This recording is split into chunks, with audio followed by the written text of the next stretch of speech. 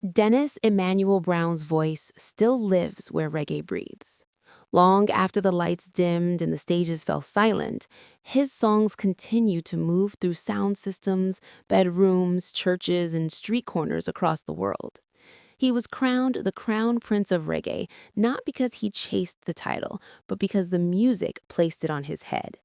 Yet behind that royal legacy stood a life marked by early fame, relentless pressure, business betrayal, and personal battles that often threatened to silence one of reggae's greatest voices. He was born on February 1st, 1957, at Victoria Jubilee Hospital in Kingston, Jamaica, into a city already humming with rhythm. Dennis grew up in a crowded tenement yard between North Street and King Street, a place locals called Big Yard. It was more than a home, it was a living classroom of sound. Producers, singers, musicians, and hustlers passed through daily. Radios blared, rehearsals echoed through open windows, and the pulse of Jamaica's recording industry surrounded him before he could fully understand it. Music was not something Dennis chose, it was something that chose him. His father, Arthur Brown, was a respected scriptwriter, actor, and journalist, a man comfortable on stage and behind the pen. From him, Dennis learned confidence, storytelling, and the power of performance. His mother died when he was still very young, leaving a quiet absence that followed him into adulthood. He grew up alongside three older brothers and a sister, and among them was Basil Brown, a popular comedian and radio personality. Watching Basil command laughter and attention planted something deep in Dennis, the understanding that a voice could move people. At school, Mrs. Brown Infant School, Central Branch Primary on Slipe Road, and later St. Stephen's College, Dennis was already different. Teachers noticed it. Classmates felt it. He didn't just sing, he led choirs, entertained during lessons, and turned ordinary school events into performances. But his real education happened outside the classroom, on Orange Street, where he lingered near the Jamaica Broadcasting Corporation, watching musicians rehearse and absorbing lessons that no textbook could teach. Reggae singer Alton Ellis taught him guitar, but more importantly, he showed him discipline and soul. By age 9, Dennis was already performing publicly. By 11, he had joined the Fabulous Falcons, stepping into professional music almost before childhood had finished. Then, at just 12 years old, he recorded No Man is an Island at Studio One under producer Clement Sir Coxsone Dodd. The song rose to #1 in Jamaica, and suddenly, the boy from Big Yard was a national voice. Fame arrived early, and it never slowed down to let him grow up. Through the 1970s, Dennis Brown matured into an artist of astonishing depth. His voice carried warmth, authority, vulnerability, and strength all at once. He sang love songs that felt intimate and spiritual anthems that sounded like prophecy. Working with producers like Winston "Niney" Holness and Joe Gibbs, he began reaching international audiences. In 1978, his smooth, aching performance on Money in My Pocket crossed borders, climbing the UK charts and introducing him to the global stage. It was lovers rock at its finest, romantic, tender, and sincere. Even Bob Marley, already a global icon, openly declared Dennis Brown his favorite singer. That kind of praise was both a blessing and a burden. After Marley's death, expectations shifted. Some wanted Dennis to fill the void, to become something he never set out to be. In the 1980s, he signed with A&M Records, experimenting with pop reggae crossover sounds on albums like Foul Play and Love Has Found Its Way.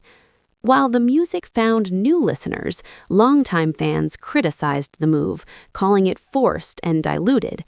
Dennis, once again, stood between survival and authenticity.